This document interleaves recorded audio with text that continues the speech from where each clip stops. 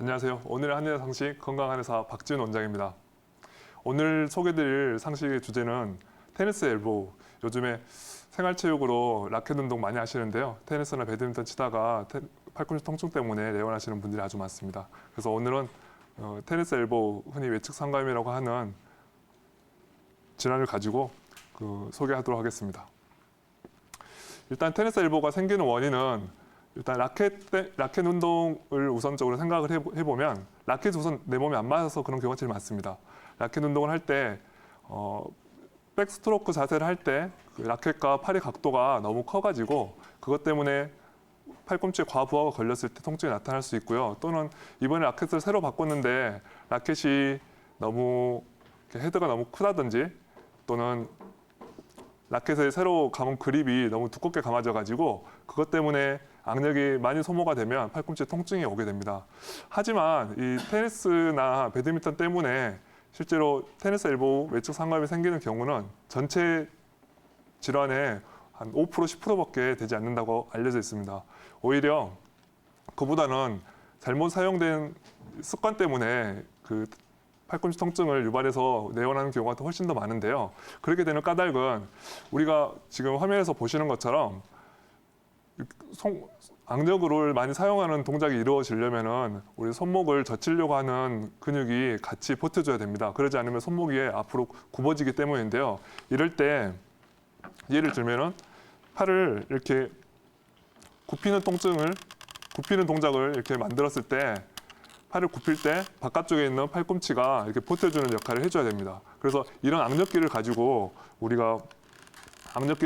사용해서 환자의 팔꿈치 통증이 앞으로 얼마나 오래 갈지 또는 앞으로 치료의 기간이 얼마나 될지를 생각해 볼 수 있는데요. 이게 악력과 팔꿈치 통증에 직접적인 관계가 있기 때문에 처음 내원했을 때 팔꿈치 통증은 있는데 악력은 떨어지지 않았다라고 한다면은 이분은 예후가 괜찮을 것이다. 하지만 통증은 줄지 않았는데 악력은 좋아지고 있다. 그러면은 이분은 좋아지고 있는 중이다라고 판단을 하고 환자분 스스로도 평가를 내릴 수가 있습니다.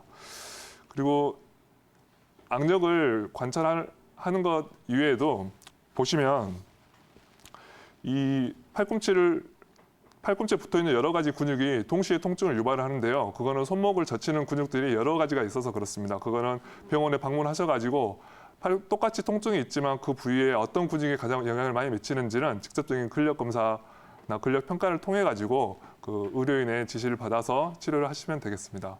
그리고 마지막으로 보시면 사실은 팔꿈치가 아파서 내원을 했지만 목이나 어깨나 손목이 기존부터 아파왔던 게 이 부하가 팔꿈치로 모이면서 통증을 만들어내는 경우가 아주 많이 있습니다. 그래서 원인 부위가 목이나 손목이나 어깨 부위에 있다면 팔꿈치를 아무리 치료해도 낫지 않겠죠. 그런 경우를 잘 감별을 해가지고 일반 병원이나 한의원 한방병원에서는 적극적으로 치료를 하고 있습니다. 그러면 어떤 식의 치료가 이루어지는지 한번 살펴볼까요?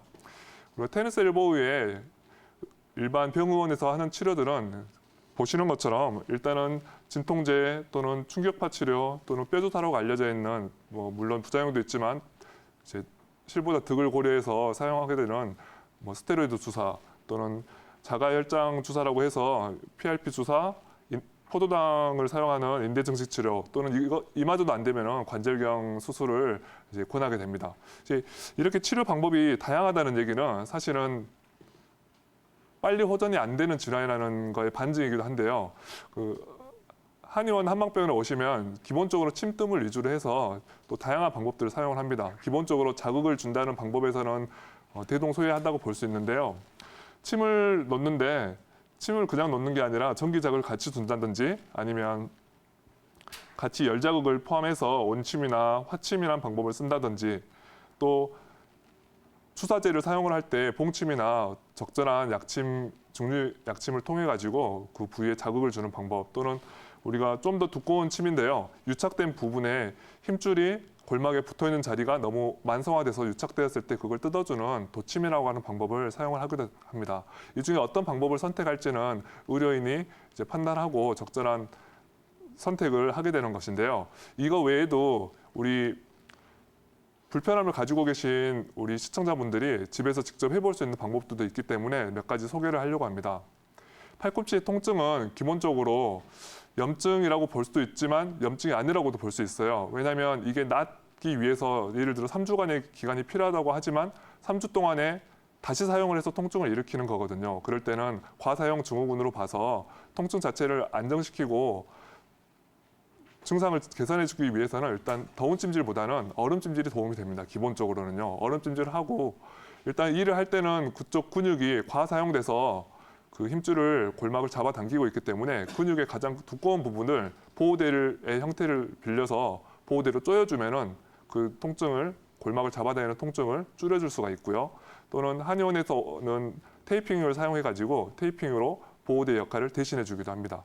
그 밖에도 직접 스트레칭을 한다든지 이렇게 손을 직접 손목을 밑으로 내리고 팔꿈치를 펴는 형태로 해서 스트레칭을 해주는 자극을 줘가지고 우리가 근육의 길이를 길어지게 해서 근육의 잡아당기는 통증을 줄여주게 한다든지 이미 약해져 있는 근육이라고 한다면 손목을 젖히는 형태의 그 운동요법을 제공받게 됩니다.